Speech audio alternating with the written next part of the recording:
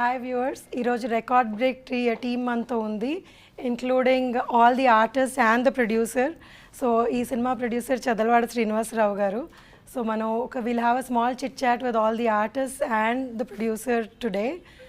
And let me start with Srinivasarao గారు. Sir, మీకు ఈ సినిమా చేయాలని ఎందుకు అనిపించింది? రికార్డ్ బ్రేక్ అన్న సినిమా చేయాలి అన్న మోటివేషన్ ఎక్కడి నుంచి వచ్చింది? యాక్చువల్గా నేను ఈ సినిమా చేయడానికి చాలా కాలం నుంచి first head constable Venkataramayya cinema చేశాను. నేను సినిమా షూట్ అయ్యి రీ రికార్డింగ్ అయ్యి బిఫోర్ రిలీజ్ వచ్చేటప్పటికి అందులో బ్లాక్ మనీ ఉండటం సొసైటీకి నష్టం అని అనుకొని ఆ పిక్చర్ చేసినప్పుడు కరెక్ట్గా సెంట్రల్ గవర్నమెంట్ నేను ఎప్పుడో 3 years అనుకున్న ఒక విజన్ని సెంట్రల్ గవర్నమెంట్ అమలు చేశారు. నా పిక్చర్లో నేను ముందే చూపించాను. అది వీళ్ళు నోట్లు బంద్ చేయడానికి ముందు అక్కడి నుంచి నాకు అనిపించింది నా విజన్ కరెక్ట్గానే ఉంది అని. ఆ తర్వాత ఒక 5 years నుంచి నేను ఆలోచిస్తున్నాను. మంచి సబ్జెక్టు, సొసైటీకి ఉపయోగపడాలి, కమర్షియల్గా హిట్ అవ్వాలి, ఈ సినిమా చరిత్రలో నిలిచిపోవాలి. నాకు డబ్బు కన్నా కూడా నా బిజినెస్ చేసే టైం నాకు చాలా వాల్యూ. నాకు సినిమా వల్ల వచ్చేదానికన్నా నేను విడిగా దీనికన్నా కొన్ని రెట్లు ఎక్కువ సంపాదించుకోగలను డబ్బుగా.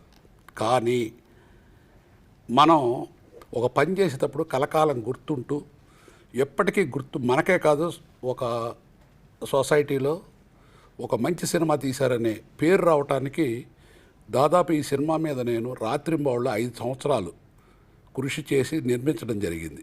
ఈవెన్ ఇవాళ కూడా ఎక్కడన్నా రీ రికార్డింగ్లో కానీ ఎఫెక్ట్లో కానీ నాకు అనుకున్న సౌండ్ అనుకున్న రేంజ్లో రాకపోతే ఇప్పుడు కూడా నేను ప్రసాద్ ల్యాబ్లో మళ్ళీ ఆ సౌండ్ కోసం పొద్దున్న సాయంకాలం ట్రై చేసి అది పూర్తి చేయించుకున్నాను. అంటే నేను రేపు ఈ సినిమా 8వ తారీఖు తర్వాత ఒక గొప్ప చిత్రాన్ని భారతదేశం తరపున ప్రపంచానికి చూపిస్తాను ఈ పిక్చరు.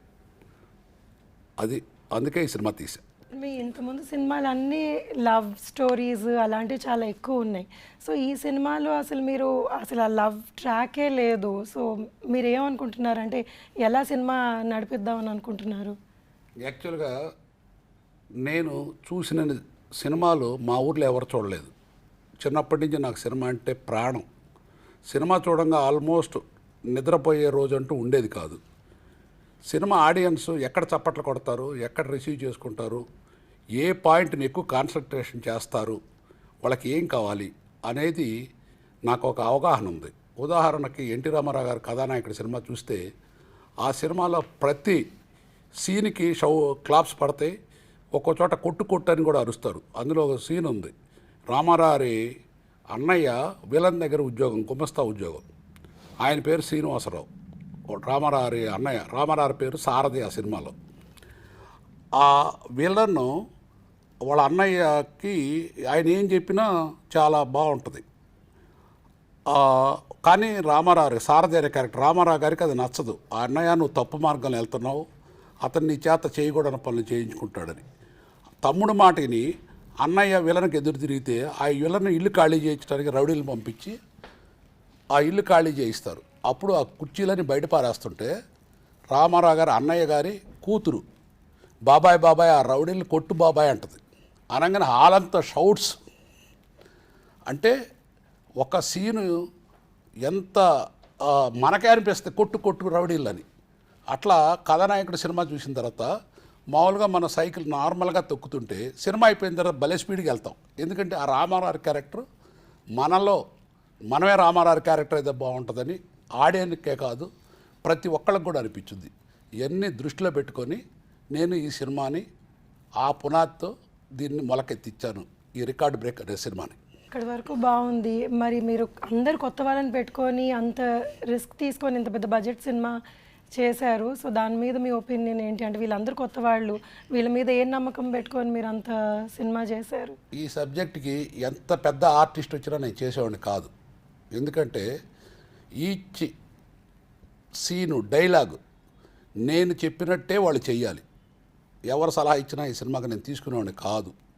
కానీ రేపు ఈ చిన్న ఆర్టిస్టులు, ఈ కొత్త ఆర్టిస్టులు ఈ సినిమాకి పెద్ద పిల్లర్స్ కాబోతున్నారు. నేను 100% నేను తీసినందుకు నేను ఎంచుకున్న మార్గం. ఈవెన్ రైటర్ శ్రీనివాస్ కూడా కొత్త అబ్బాయి. అయినా సినిమా చూసిన తర్వాత నాకు అనిపించింది నేను తీసుకున్న నిర్ణయం 100% కరెక్టు. రేపు ప్రజలు గ్యారంటీగా ఈ సినిమాని ఆదరిస్తారని నమ్మకం నాకుంది. ప్రసన్న గారు చేంబర్లో అందరికీ సలహాలు ఇస్తూ ఉంటారు. మీరు ఆయనతో ఎలా చేయించుకున్నారు? అసలు ఆయన మీకు సలహా ఇవ్వకుండా మిమ్మల్ని ఏ ఇబ్బంది పెట్టకుండా చేశారు ఆ క్యారెక్టర్? యాక్చువల్గా 1984లో నేను హైదరాబాద్ వచ్చినప్పుడు ఈ ఊర్లో ఒక పెద్ద బిల్డర్ ఉండేవారు. ఆయన పేరు నేను చెప్పను. ఆయన ఎంత ఇల్లీగల్ కన్స్ట్రక్షను, ఎంత రౌడీజం చేసి ఇన్ఫ్లుయెన్స్ చేసేవాడో నాకు తెలుసు, నేను చూశాను ఆ రోజుల్లో. ఆ క్యారెక్టర్ని ఎంచుకొని అదే రకం మనిషిని చాలామందిని చూశాను, నాకు ఎవరు సెలెక్ట్ కాల. కరెక్ట్గా ప్రసన్న కుమార్ గారు ఆ క్యారెక్టర్కి బయటికేవో చాలా అందంగా చక్కగా ఉంటాడు, లోపల మైండ్ తేనె పూసిన కత్తి. అటువంటి క్యారెక్టర్ ప్రసన్న చేయగలడని నేను తీసుకున్నాను. ఆయన బాగా చేశారు, ఆ క్యారెక్టర్ ఇమిడిపోయాడు. నేను అప్పుడు 84లో చూసిన మనిషి ఇప్పుడు రికార్డ్ బ్రేక్లో చేయబోయే విలను. ఆ బిల్డరు ఈ బిల్డరు ఇద్దరు ఒకటిగానే ఉంటారు. ప్రసన్న గారు మీ దగ్గరకు వస్తాను ఒక నిమిషం. మీకు ఎప్పుడన్నా అనిపించిందా ఏంటి నా చేత ఇలాంటి క్యారెక్టర్ చేయిస్తున్నారు, అసలు ఇప్పుడు తేనె పూసిన కత్తి అని కూడా అన్నారు. సో మీరు అది చేయగలిగారా?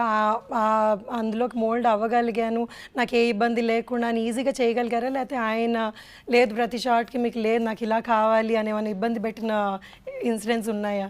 అంటే అసలు first of all Chadalavada Srinivasarao ఆ క్యారెక్టర్ ఇవ్వటమే నన్ను చాలా ఇబ్బంది పెట్టిన విషయం.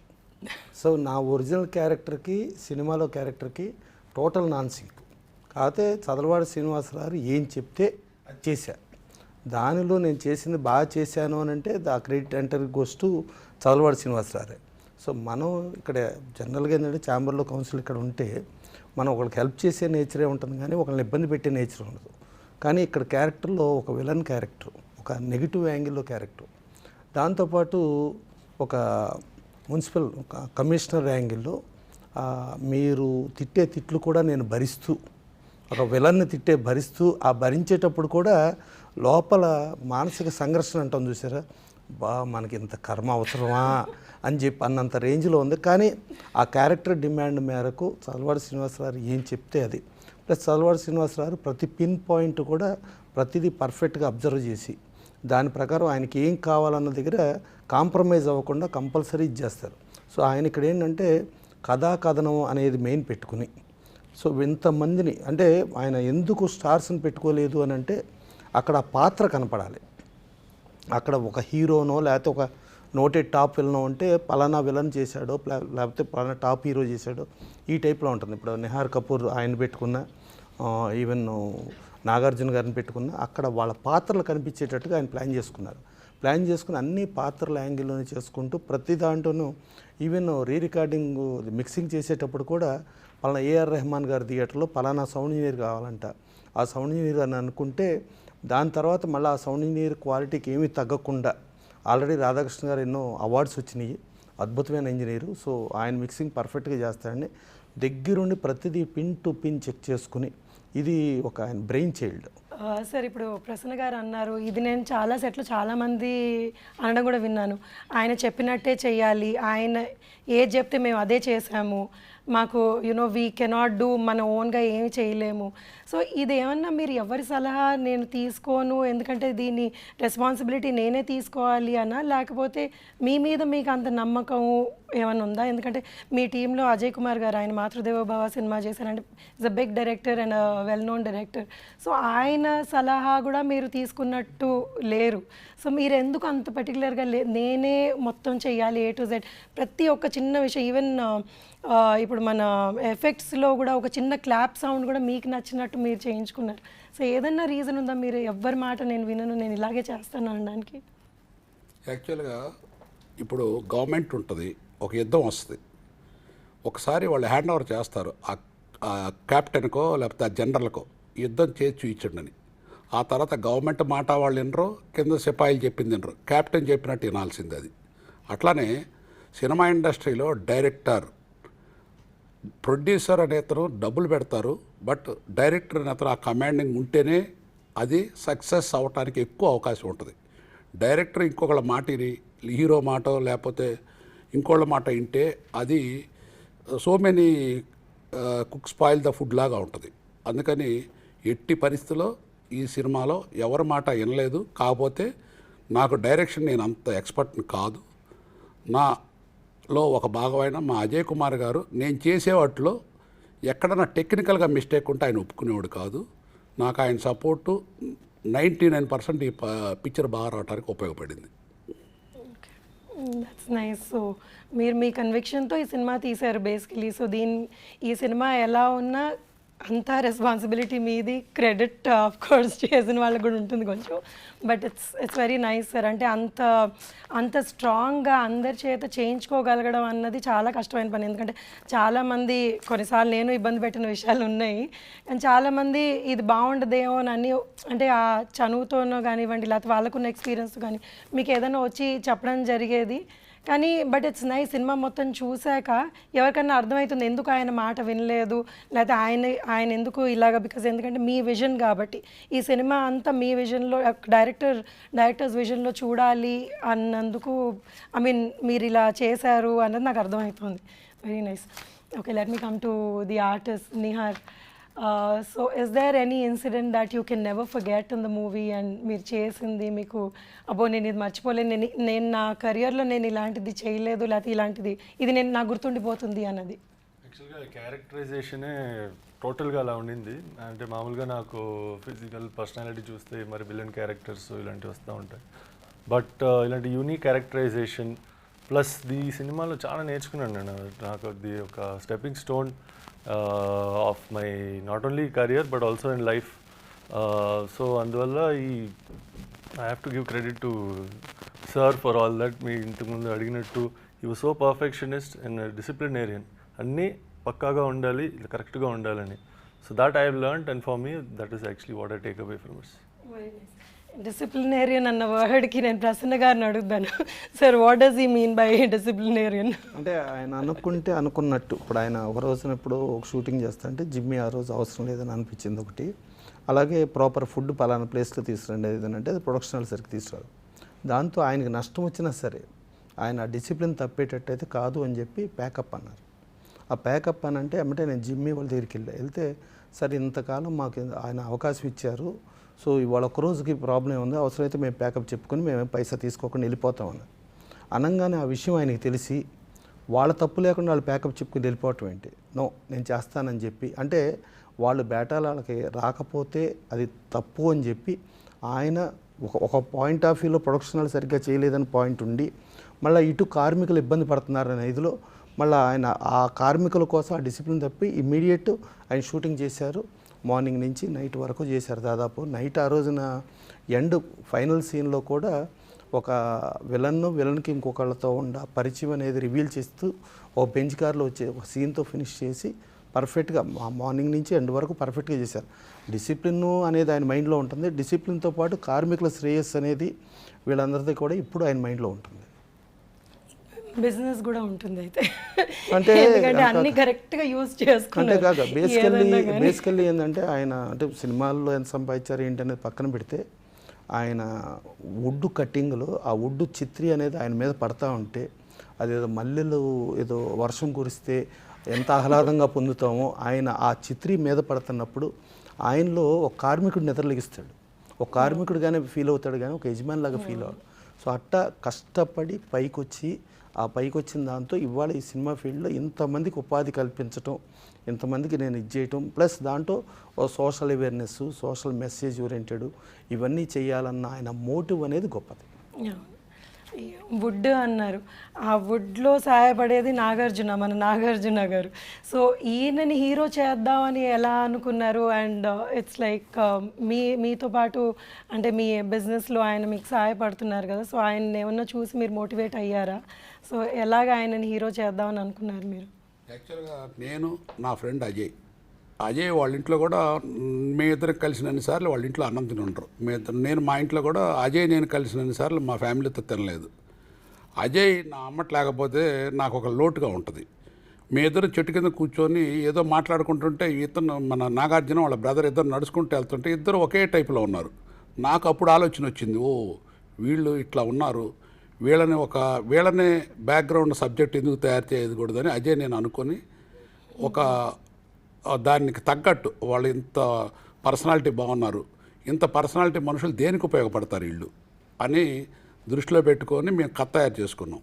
కథ తయారు చేసుకున్న తర్వాత మా బాబు సినిమా గ్యాంగ్స్టర్ గంగరాజులో నిహార్ని చూశాను. నిహార్ అంటే జయసుధ గారు అంటే ఆవిడ మా ఇంట్లో మా కుటుంబంలో ఒక సభ్యురాలు ఆవిడ, ఇప్పుడు ఎప్పటికి కూడా. వాళ్ళ అబ్బాయి ఇంకా నా చేతుల పని ఇది. అందుకని నేహార్ని వాళ్ళు అడిగే పని లేదు. నా నేహార్ని వచ్చి నుంచి నిన్న ఢిల్లీలో ఉన్నారు, నేను చెప్పి పెళ్లి పాపం వాళ్ళది, అయినా సరే వదిలేసి పరిగెత్తుకొచ్చారు. ఇక నాకు ఆ చనువు ఉంది వాళ్ళ దగ్గర. అందుకని వాళ్ళ కోఆపరేషన్తో ప్లస్ రగ్ద, ఇంకా అమ్మాయిని ఎంత చెప్పినా తక్కువ. అమ్మాయి జయసుధ గారు అంత ఆర్టిస్ట్, అమ్మాయి గురించి కూడా ఇప్పుడు జయసుధ గారు అంత ఆర్టిస్ట్ ఆ అమ్మాయి. వాళ్ళిద్దరు కూడా చాలా బాగా చేశారు. అర్థమైందా? నేను రేపు జరగబోయేది ఏంటంటే ఈ ఇద్దరు హీరోలు ఈ హీరోయిన్ నేను మళ్ళీ కాల్ షీట్స్ తీసుకొని అంత రేంజ్కి వెళ్తారు. అంతవరకు నాకు తెలిసి ఈ సినిమా రిలీజ్ అయిన తర్వాత. నాగార్జున గారు అది చాలా పెద్ద మాట ఆయన అన్నది. సో అలా అవ్వాలని కోరుకుంటున్నాను. సో మీకు అసలు సినిమా ఇండస్ట్రీలో అంటే బ్యాక్గ్రౌండ్గా ఉన్నారు, చూస్తున్నారు కాబట్టి, అంటే ఎప్పుడు సినిమాలు ఏవి చేయలేదు కదా.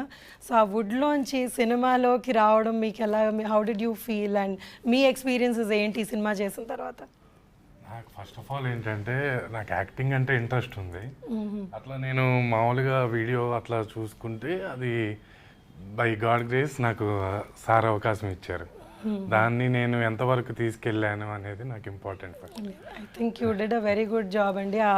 ఆ లాస్ట్ మేము ట్రైలర్లో మిమ్మల్ని చూస్తే అసలు ఆ ఎక్స్ప్రెషన్స్ అవన్నీ ఫస్ట్ టైం అట్లా చేయలేదు, చాలా బాగా చేశారు. మీరు కొడితే నిజంగా ఏమైనా అందరు బొక్కలు ఇరిగిపోయేటట్టున్నాయి. Very nice.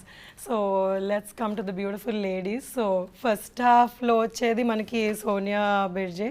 Hi Sonia. Hello. Sonia, I'm sure it would have been pleasure working with you for everybody. So I just want to know, what is your experience while shooting for this film, because this must be your first South Indian film? No, I have done some work okay. down in the South. Okay. And as an industry, what I've experienced compared to Bollywood, Bombay and the work that happens there, the culture, there's a different temperament that goes on in the industry here.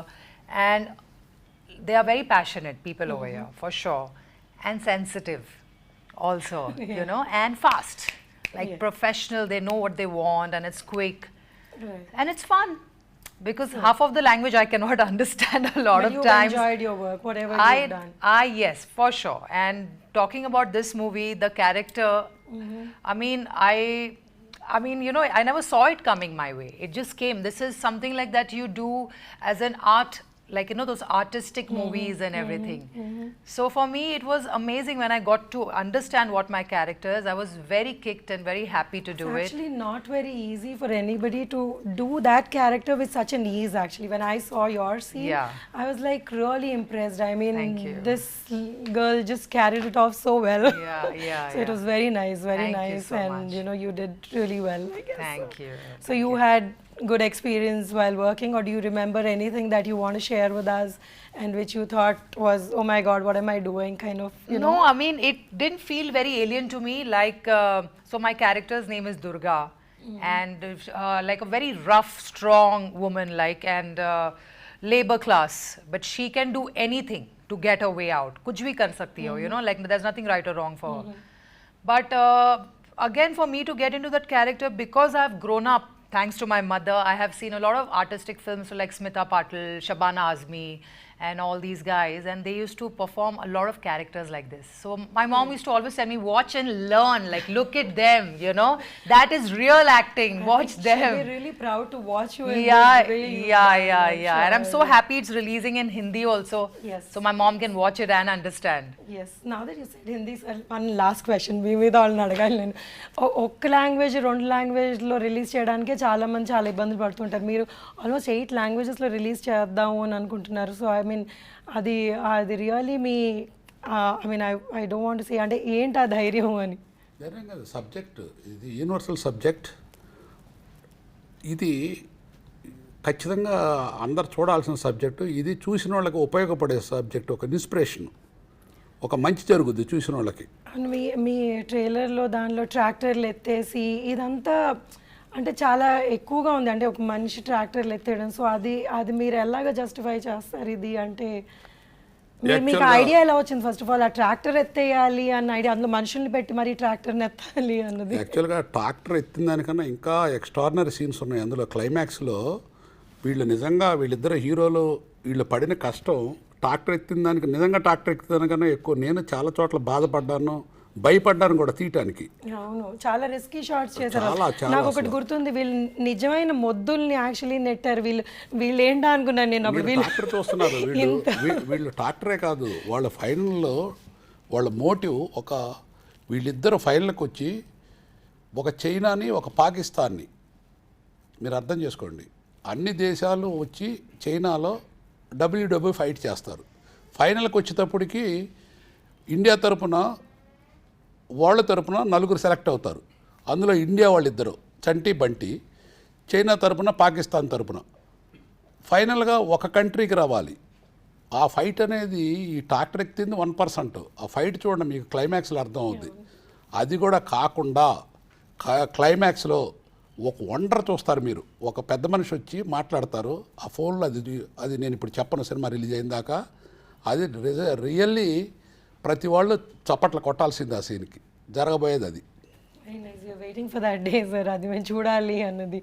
Okay, let me come to మీ గురించి, మీ experience ఏంటి సినిమాలో? How did you feel working in this film? చాలా రోజులు మీరు work చేశారు అంటే వీళ్ళతో పాటు ఈక్వల్ లెంత్ మీది కూడా ఉంది కదండి. So how did you feel about the whole thing? ఈ ఫిలిం వర్క్ చేయడం చాలా ఫెంటాస్టిక్ ఫీలింగ్ అండి. ఎందుకంటే ఇట్స్ ఈ scale of the film is also very big అండి వెన్ కంపేర్ టు. సో మీ క్యారెక్టర్ గురించి చెప్పండి. యా, నా క్యారెక్టర్ గురించి ఏంటంటే అండి, to find out the person's capacity, వాళ్ళ ఎబిలిటీ, ఓకే ఈ లెవెల్లో వాళ్ళు వెళ్ళే స్థాయిలో ఉన్న పొటెన్షియల్ ఉంది అని చెప్పేసి అది కనుక్కునే క్యారెక్టర్ అండి అది. ఎట్లాంటిదంటే ఐఎమ్ లైక్ ఏ శిష్యుడు ఆఫ్ మన చలపతిరావు గారి దగ్గర శిష్యుడిలాగా. ఎగ్జాక్ట్లీ అండి. ఆయనది ఒక డ్రీమ్ ఉంటుంది అనమాట, ఎప్పటికైనా మన కంట్రీ ఆ లెవెల్లో ప్రొపగేట్ చేసి ఆ లెవెల్కి రీచ్ అవ్వాలి అని చెప్పేసి రెజ్లింగ్ కాంపిటీషన్ దాంట్లో ఒక డ్రీమ్ ఉంటుంది, which he's not been fulfilled ఆయనకి. అది ఒక రిమైనింగ్ ఉంటుంది ఆయన లైఫ్లో, ఒక ఇదిగా ఉంటుంది ఫీలింగ్. సో అట్లాంటి టైంలో I will be running this coaching ఇదనమాట. సో ఆయన డ్రీమ్ని ఇచ్చేయడానికి we don't find that sort of persons అనమాట.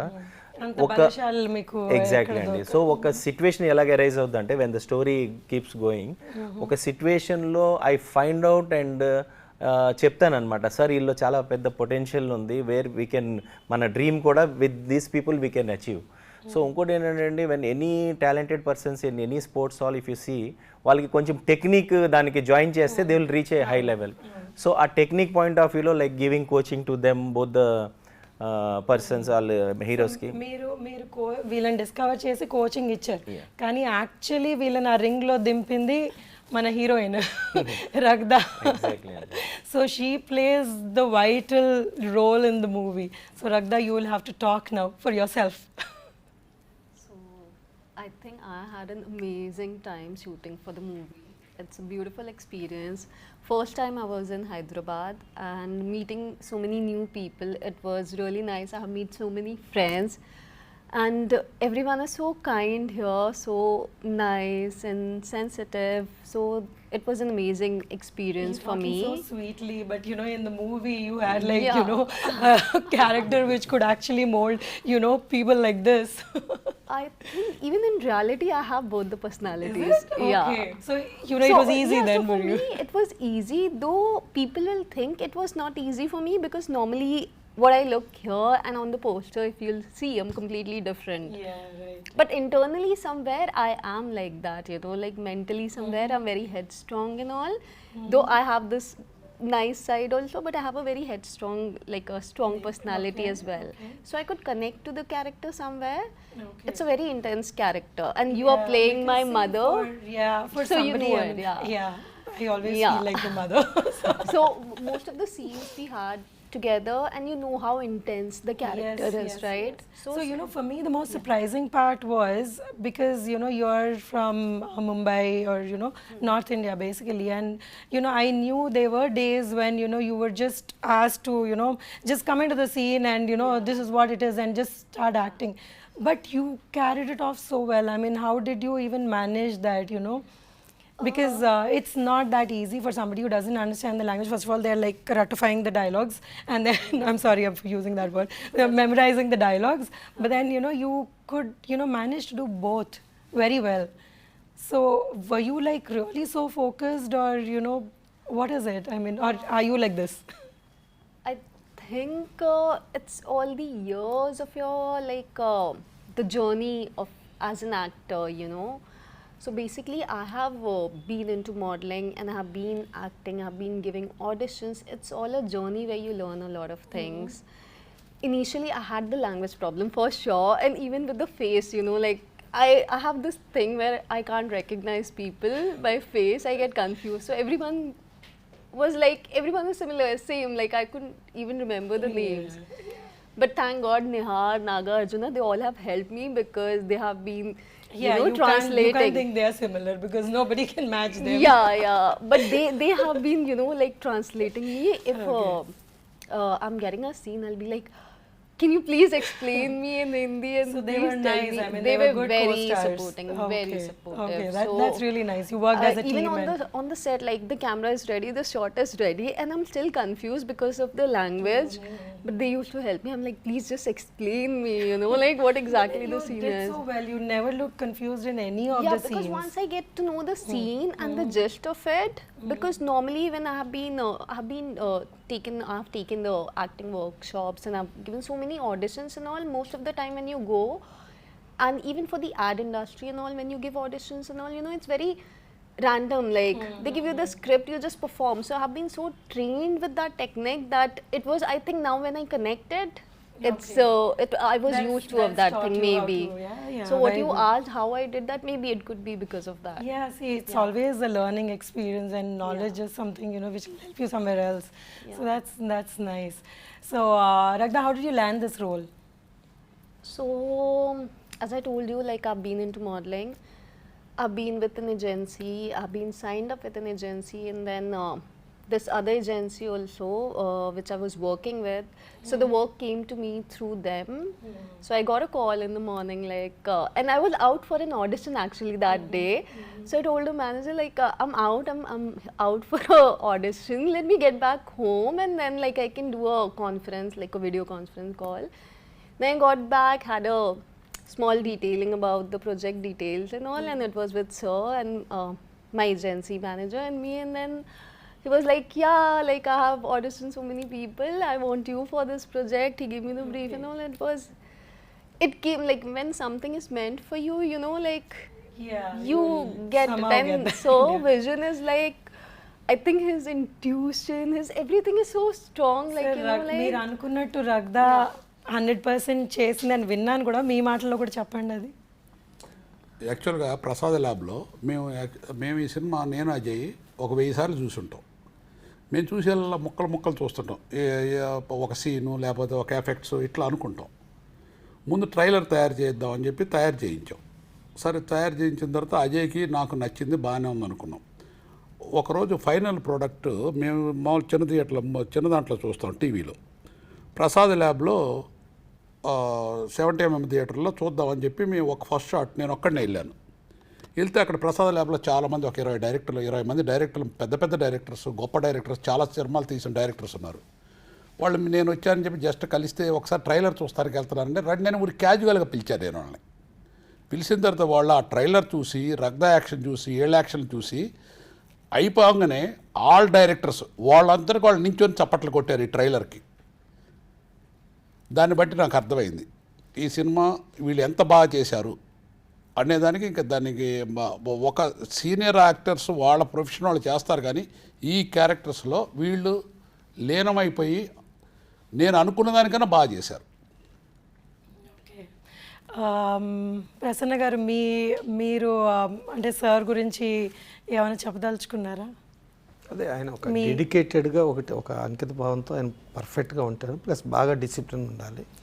ఎట్ ద సేమ్ టైం ఎవరైనా ఆయన మూలంగా ఇబ్బంది పడుతున్నారో, లేకపోతే ఎవరైనా ఆయన నుంచి సహాయం ఆశిస్తున్నారో, లేకపోతే అది ఆయనే ముందే గ్రహించి వాళ్ళందరికీ చేసే ఒక సేవా తత్పరత ఆయనకు బాగా ఎక్కువగా ఉండి ఆయన ఇంకోటి ఏంటంటే బిచ్చగాడు అనే ఒక సినిమా చూశారు. సినిమా చూసి ఇండస్ట్రీలో అందరూ చూశారు, అందరూ ఇది పనికిరాదు అని వదిలేసారు. ఆ టైంలో ఆయన ఆ బెచ్చగాడిని తీసుకుని వచ్చి దాన్ని రిలీజ్ చేశారు. రిలీజ్ చేస్తే ఫస్ట్ 6 డేస్కి 7th డే ఒక పెద్ద సినిమా వచ్చింది. పెద్ద సినిమా రాగానే ఆ బెచ్చగాడు అన్ని చోట్ల తీశారు. 7th డే ఆ పెద్ద సినిమా రిలీజ్ అయ్యి మార్నింగ్ షో అవ్వగానే మ్యాట్నీకి మెల్లగా బెచ్చగాడు వేయటం మొదలెట్టారు. First show second show continue బెచ్చగాడు చేసి అట్టా 100 డేస్ ఎవ్రీ వీక్ ఒక పెద్ద సినిమా వచ్చినా, పెద్ద సినిమాలు వచ్చినాయి వెళ్ళిపోయినాయి. అంటే ఆయన ఆ బెచ్చగాడిని ఆయన రిసీవ్ చేసుకునే విధానం కంటెంట్ బేస్లో రిసీవ్ చేసుకున్నారు. సో దాంట్లో క్యాస్టింగ్ ఎవరికి తెలియదు, ఎవరికేం సంబంధం లేదు. బట్ ఆ కంటెంట్, ఆ మదరు, ఆ సన్ను, మదర్ కోసం ఆ సన్ను పడే తాపత్రయం, సెంటిమెంట్ అన్నది ఆయన బాగా కనెక్ట్ అవుతారు అని. బికాజ్ ఈ సినిమాలో కూడా చాలా మటుకు మదర్ సెంటిమెంట్. అసలు సినిమా అంతా అంటే లవ్ లేదు అనలేము actually, but then this is a love story about mother children, ఆ బాండింగ్, ఇలాంటి స్టోరీ ఇది.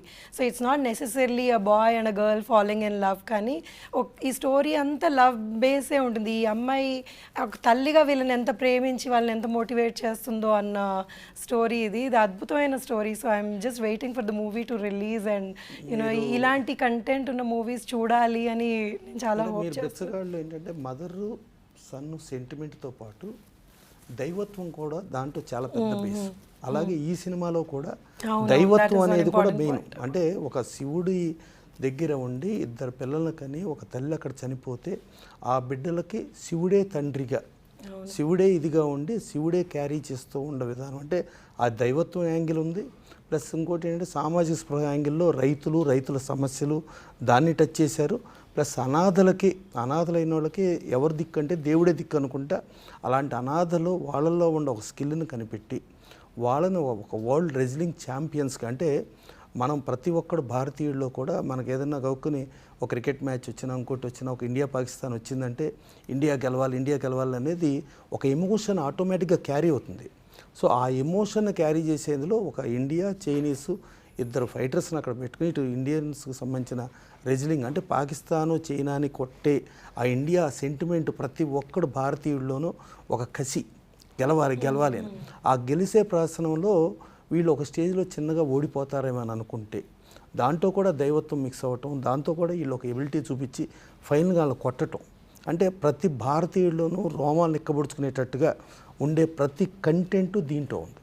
అలాంటి నెంబర్ ఆఫ్ ఐటమ్స్ అన్నిటికీ పెట్టుకుని ఆయన ఒక రికార్డ్ బ్రేక్, అంటే ఒక భారతీయులు వెళ్ళి చైనాని పాకిస్తాన్ని కొట్టి వాళ్ళ ఛాంపియన్స్గా వాళ్ళు ఇది చేయటం.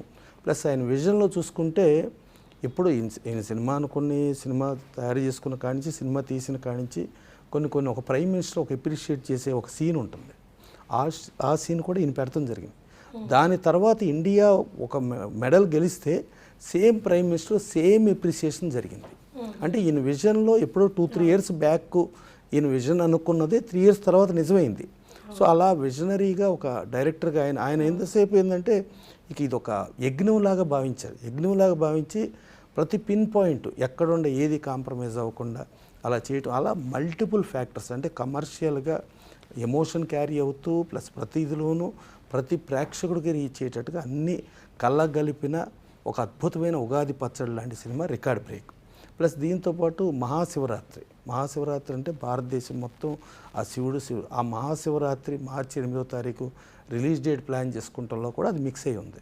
ఇవాళ దేశమంతా ఇవాళ జై శ్రీరామ్ అని, హనుమాన్ అని ఈ టైంలో వెళ్తూ ఉంటే ఈవెన్ సినిమాలో డైలాగులో కూడా ఆ హనుమంతుడు ఉంటాడని చెప్పే డైలాగులుగా కానీ అంతా చూసుకుంటే ఇవాళ భారతీయులందరికీ కావాల్సిన ఆల్ ఎమోషన్స్ని క్యారీ చేస్తూ చదలవాడ శ్రీనివాసరావు ఇక ప్రతి సెకండ్ దీని మీదే ఆలోచిస్తూ ఈ పిక్చర్ని తయారు చేయడం జరిగింది.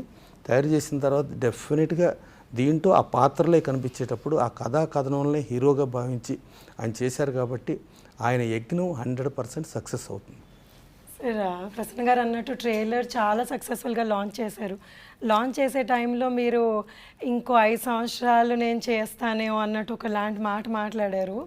సో మీరు ఒకవేళ ఈ 5 సంవత్సరాలు సినిమాలు చేశారనుకుంటే ఎలాంటి సినిమాలు చేయాలని అనుకుంటున్నారు? దానికి ఏమైనా మీకు విజన్ ఉందా ఆల్రెడీ? యాక్చువల్గా నా ఫస్ట్ నుంచి కూడా ఒక సంపూర్ణ మానవుడిగా పుట్టినప్పుడు ఏదో ఒక గొప్ప పని చేయాలనేది నా కోరిక. దానికి ఇన్స్పిరేషన్ రామోజీరావు.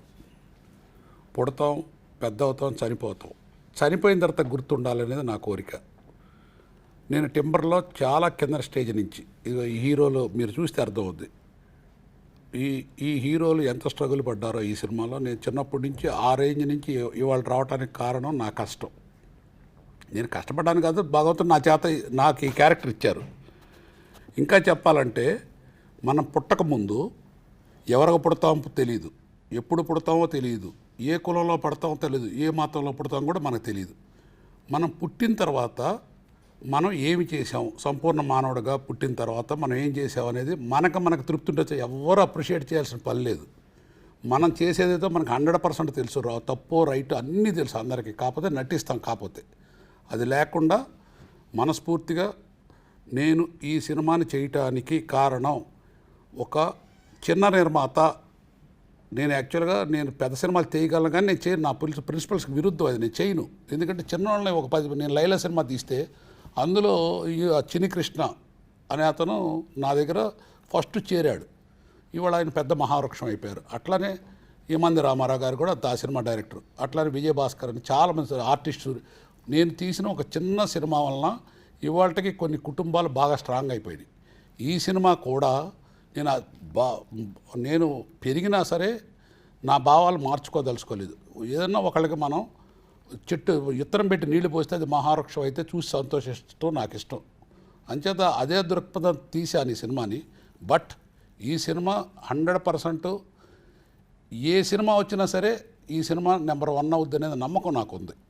ఈ భారతదేశంలో ఏ సినిమా వచ్చినా సరే ఈ రిలీజ్ మీద అంత గొప్ప నమ్మకంతో నేను తీసాను. ఎందుకంటే ఇవాళ వరకు యాక్చువల్గా నిన్నటి వరకు ఈ సినిమా ఉందని ఇండస్ట్రీలోనే ఎవరికి తెలియదు. కానీ ఇది బయటికి వెళ్ళిన తర్వాత రోజు రోజుకి ఇది పెరిగి ఆంజనేయ స్వామిలాగా పెరుగుద్ది తప్ప ఇది తగ్గదు. ఈ సినిమా రేపు రిలీజ్ అయిన తర్వాత కూడా అంతే అవుద్ది. నేను ఇదిగో ఒక ఇండస్ట్రీకి మంచి టెక్నీషియన్స్ ఈ సినిమాలో పనిచేసిన వాళ్ళందరూ ఒకళ్ళ మించి ఒకళ్ళు పనిచేశారు. ఆర్టిస్టులు ఒకళ్ళ మించి ఒకళ్ళు పనిచేశారు. హీరోలే కాదు, ఈవెన్ స్పోర్ట్స్ మాస్టర్ పనిచేసిన ఆయన నిజంగా స్పోర్ట్స్ మాస్టర్గా ఉంటారు ఈ సినిమాలో. తర్వాత సత్యకృష్ణ గారిని ఒక అమ్మాయి ఉంది. ఆ అమ్మాయి చాలా సినిమాల్లో చేస్తుంటుంది. బట్ ఆ అమ్మాయి బాడీ లాంగ్వేజ్కి తగ్గ క్యారెక్టర్ ఈ సినిమాలో ఉంది. ఆ సత్యకృష్ణ గారు కూడా ఈ సినిమా రిలీజ్ అయిన తర్వాత ఆవిడని ఒక ఊరసి శారదలాగా, ఒక పవర్ఫుల్, ఒక విజయశాంతిలాగా చూస్తారు తప్ప వేరే రకంగా చూడరు ఈ సినిమా రిలీజ్ అయిన తర్వాత. ఇప్పుడు ప్రసన్న గారు ఉన్నారు, ఆయన బాడీ లాంగ్వేజ్ తగ్గ సినిమాని చలపతిరావు మహానుభావుడు. ఆయన చూడండి, ఆయన చాలా సినిమాల్లో చేశారు. ఇందులో ఎంత మంచి క్యారెక్టర్ చూడండి మీరు. అంచేత ఇవన్నీ కూడా నాకున్న అనుభవంలో కలబోసి తయారు చేసుకున్న రేపు ఒక పెద్ద రికార్డు బ్రేక్ కాబోతున్న సినిమా ఇది. Really great sir. మీరు చాలా అంటే ట్రైలర్ చూస్తే సినిమా చాలా బాగుంది అని అనిపిస్తుంది. అండ్ మీవి చాలా గొప్ప ఆశయాలు. మీ గొప్ప ఆశయాల్లో ఒక చిన్న పార్ట్గా మేమందరం ఉన్నాము అన్నది మాకు చాలా సంతోషంగా ఉంది.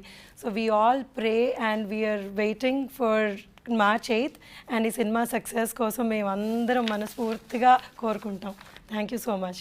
Thank you everybody.